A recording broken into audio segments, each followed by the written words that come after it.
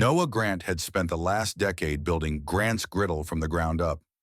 13 diners across the state, all rooted in the same promise: comfort food, community warmth, and a staff that felt like family. But lately, something didn't sit right.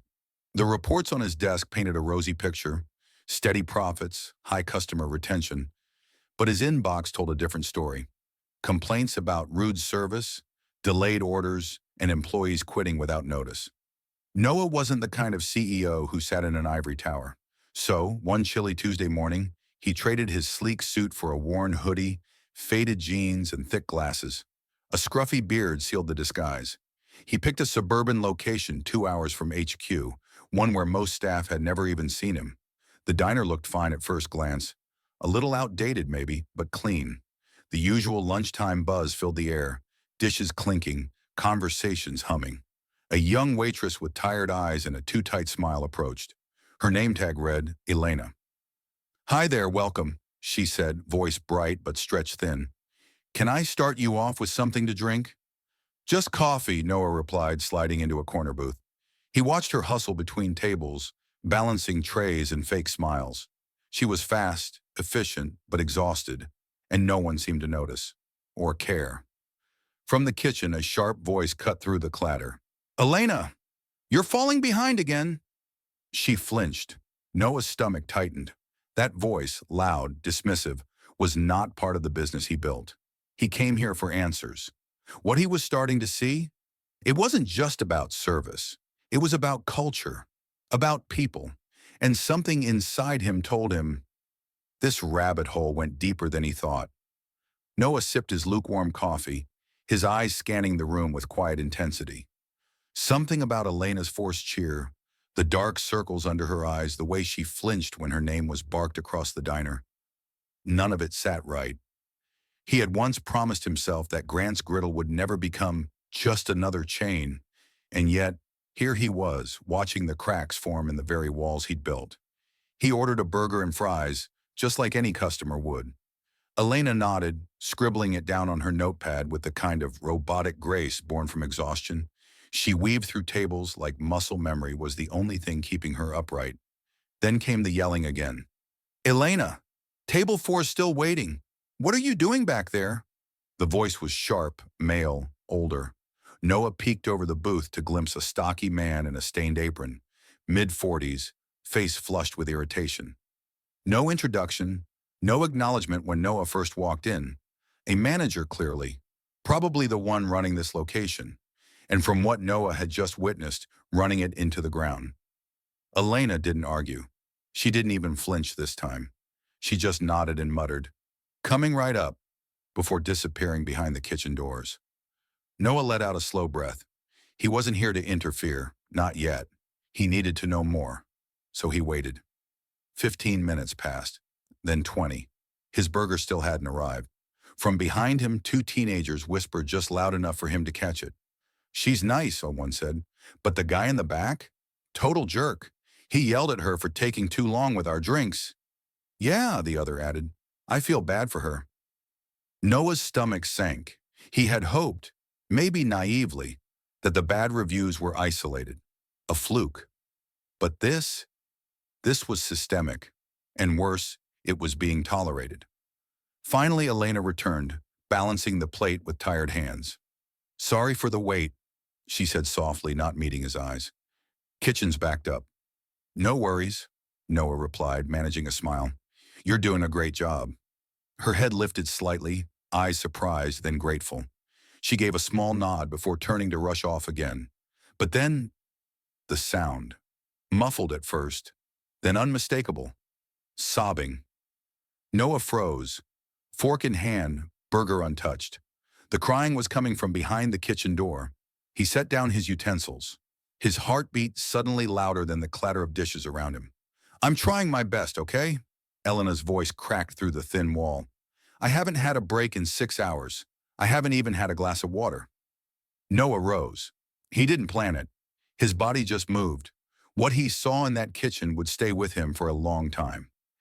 Elena stood with her back against a metal prep table, wiping her eyes furiously. Across from her was the manager, arms crossed, face red with irritation, looming like a storm cloud. If you can't handle the pressure, the man growled, maybe you're not cut out for this. We don't have time for excuses. Noah's voice was calm but carried like a knife through air. Is there a problem here? Both of them turned. The manager straightened. No, just a little miscommunication. Elena looked mortified. I'm sorry, she whispered, not even sure who she was apologizing to. Noah ignored her. He looked the manager in the eye. She looks like she needs a break, the man scoffed. We're short-staffed. There's no time for breaks. There's always time to treat people with respect. The words landed like a punch. The cook closest to them, young, wiry, eyes darting nervously, spoke up. She hasn't had a minute to breathe. She's been running the floor alone since I clocked in. The manager turned on him. Stay out of it, Connor. Get back to your station. Noah's gaze didn't leave the man's face. And who exactly is making it impossible for your team to focus? From where I'm standing, the problem isn't the pace, it's the pressure. It's how this place is being run. I'm just doing my job, the man snapped, though less confidently now. If some people can't hack it, we'll see about that. Noah turned to Elena. Take 5.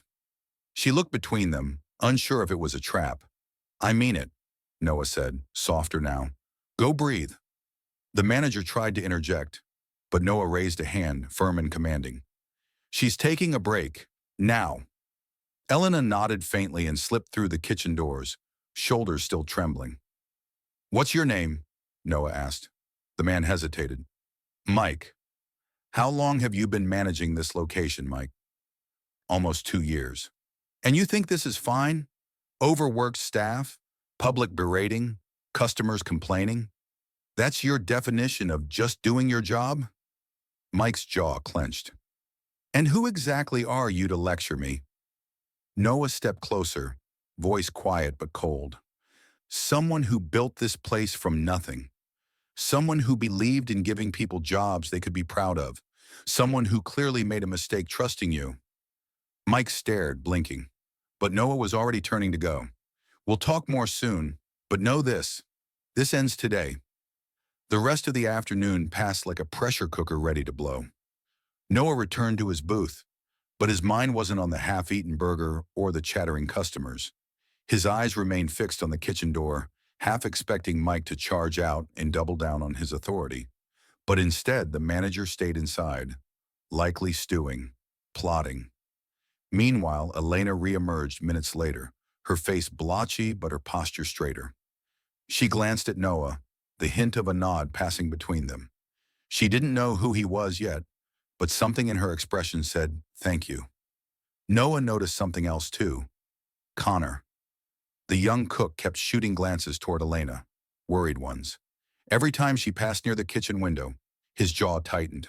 This wasn't just camaraderie, it was loyalty, and it meant more than any resume or reference letter ever could. Then it happened. An elderly customer, wearing a flannel shirt and a permanent scowl, waved Elena over.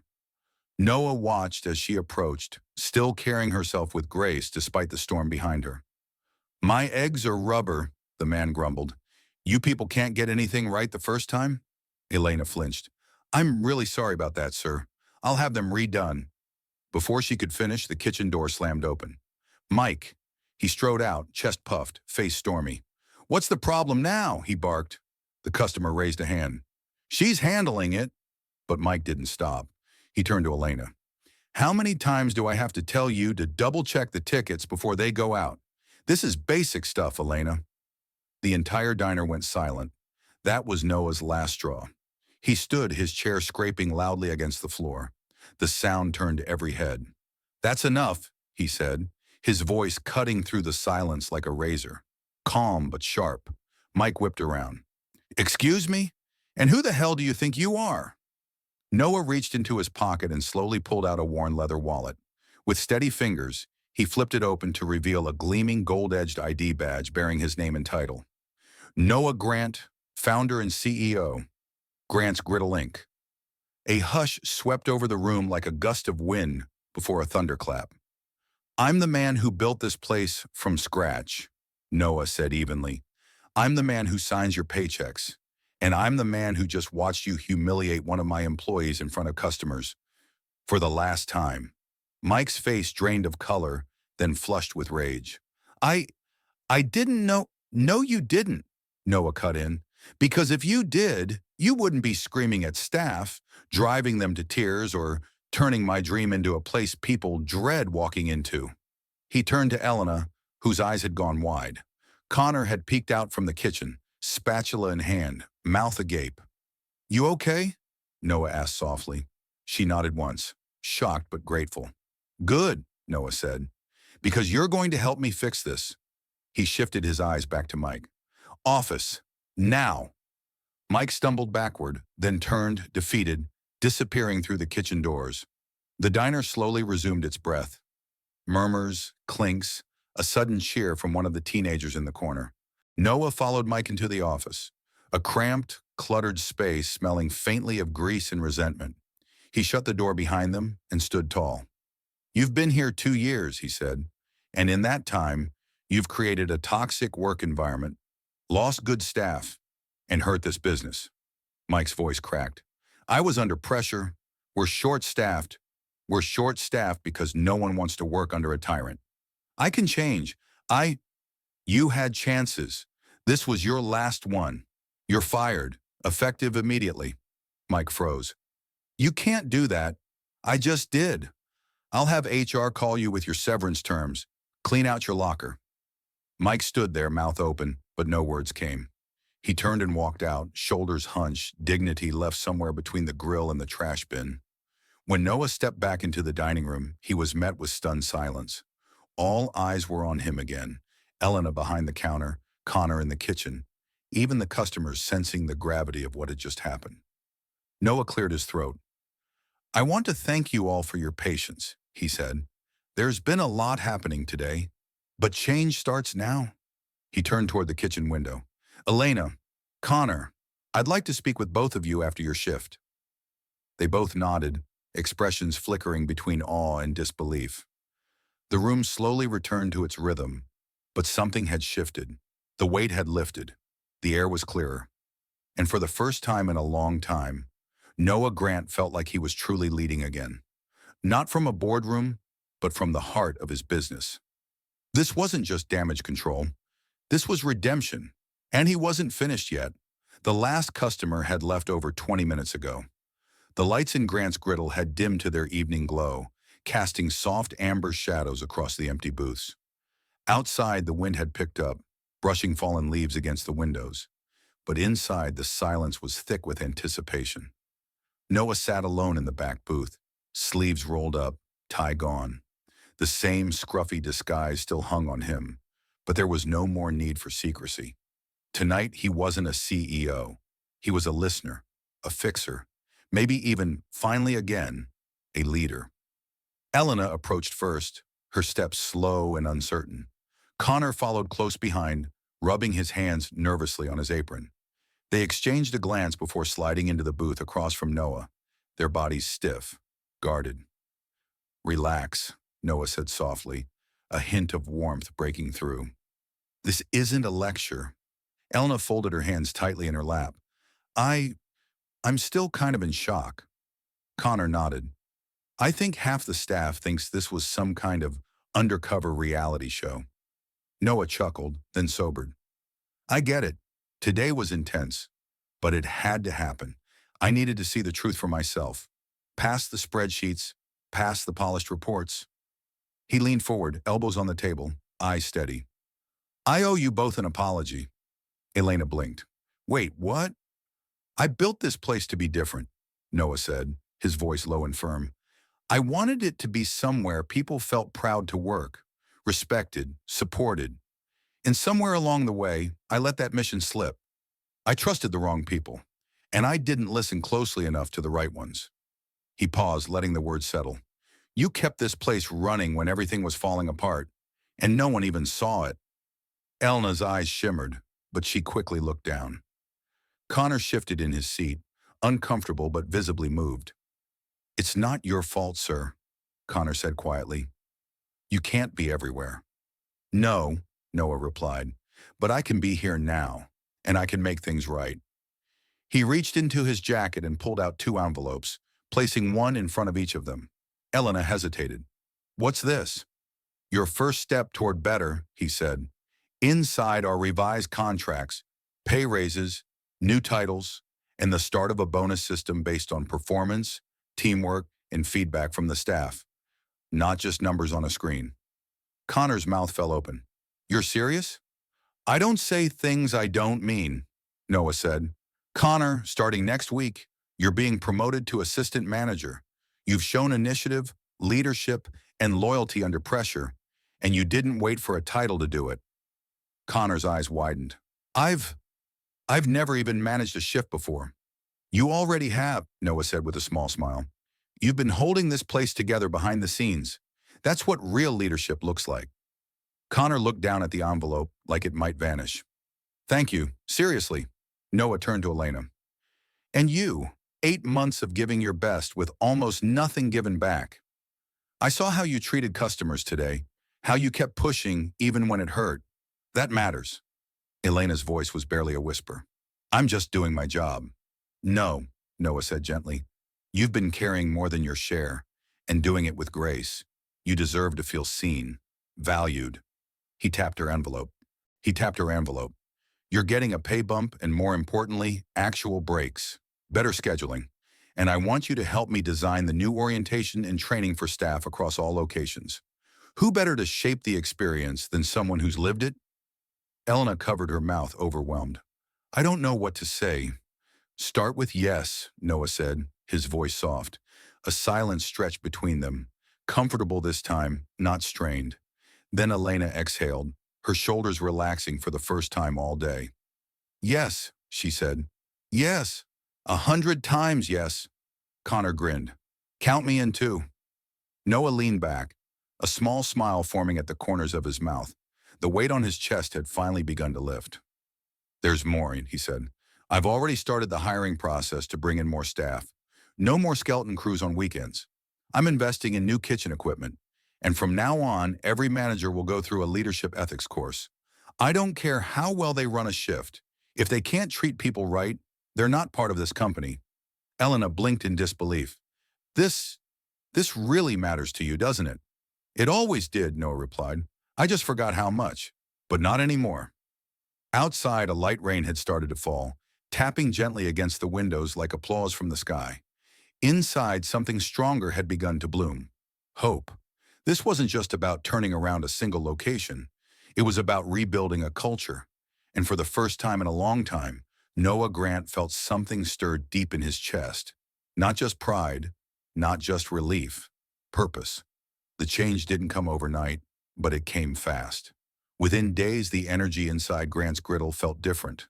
Subtle at first, like the warmth of a sunrise. The tension that had once curled like smoke in the corners of the kitchen began to lift. Smiles that used to be forced now lingered a little longer. Laughter, real laughter, returned to the back room during prep. Noah was there for all of it. He didn't just drop in and disappear. He stayed. He showed up every morning before opening, rolled up his sleeves, and helped unload deliveries. He manned the register when things got hectic. He took out the trash, refilled condiments, and even burned a few pancakes trying to keep up during brunch rush. But every mistake, every awkward, "how do I work this?" moment only brought more respect. He wasn't just the boss now. He was one of them. Word spread quickly across the company, not through memos or press releases, but through text messages between servers, late-night phone calls between cooks, and whispered conversations between franchises. "Did you hear what happened at the Willow Creek location?" Noah showed up, fired the manager on the spot. He promoted the line cook, gave the waitress a raise. No way. Yes way. And he's still there, helping run the floor. At headquarters, regional managers scrambled to reevaluate their own branches, suddenly aware that the man at the top wasn't so far removed anymore. Meanwhile, back at Willow Creek, something remarkable was happening. Elena stood taller now. Her steps still held urgency, but without the frantic edge. She started mentoring the new hires, showing them the flow of the floor with quiet pride. The same tired eyes now sparkled when customers complimented her. Connor was a natural in his new role. He handled scheduling, helped train the night shift, and found clever ways to reduce kitchen waste. He even created a rotating prep board that kept the line running smoother than it had in months. And then came Denise. Noah hired her after a series of in-person interviews, vetting not just her experience, but her empathy. A former restaurant owner who had shut down during the pandemic, Denise brought with her a blend of resilience and warmth that couldn't be faked. Her first day, she gathered the entire staff in the back room, not for a lecture, but for a listening session. "I want to hear what makes this place hard," she said, "and what makes it worth showing up anyway." What followed was a chorus of stories, suggestions, frustrations, and hope. Denise didn't interrupt. She didn't push. She just listened, took notes, and nodded when appropriate. That simple act alone built more trust in 20 minutes than Mike had in 2 years. Later that day, Noah pulled Elena aside. "How's it feel?" he asked. She glanced around the dining room, where the new hostess chatted kindly with an elderly couple, and Connor was showing a nervous-looking busser how to balance trays. "It feels—" She paused, searching for the word, then smiled. "Alive. Like this place has a heartbeat again." Noah nodded, emotion flickering in his chest. "That's what it's supposed to feel like." And the customers noticed, too. Tips increased. Reviews improved. Regulars who had stopped coming began to trickle back in. One afternoon, an older woman who had once walked out mid-meal returned, smiling shyly. "I heard things changed," she told Elena. "I wanted to see for myself." By the time she left, she'd already made a reservation for next week. Noah stood by the window watching the whole thing unfold. He'd thought success meant growth, margins, clean numbers. But now he saw it differently. Success was Connor offering to cover a shift before anyone asked. Success was Megan, one of the new hires, laughing in the back while learning how to make the perfect omelet. Success was Elena no longer hiding her exhaustion, but having the space to breathe and still deliver her best. And success was the absence of fear. At the end of the week, Noah called for a quick team meeting. Everyone gathered around a booth: servers, cooks, the new hostess, even the dishwashers. "I'm heading back to corporate for a while," he said, "but I want you to know this. What we built this week isn't temporary. This is the model moving forward." They listened intently.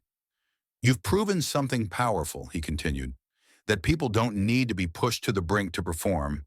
They need to be supported, seen, heard." He paused, looking at Elena and Connor.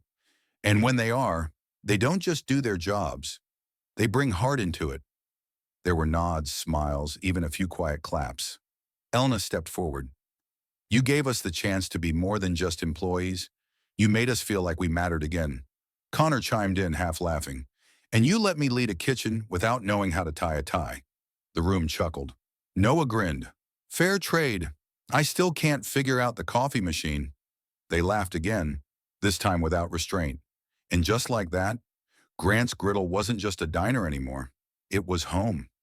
2 weeks after Noah left Willow Creek, the ripple effects were already being felt across the entire company. Photos of smiling employees began popping up in staff group chats. New break room coffee machines, handwritten thank you notes taped to lockers, small celebrations for birthdays, and milestones that had long been ignored. Something had changed, and everyone felt it.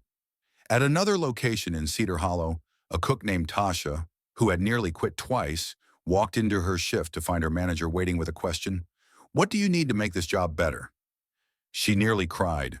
In Portland Bay, a young server named Diego was called into the back office, heart pounding, expecting a warning. Instead, he was told he was being promoted.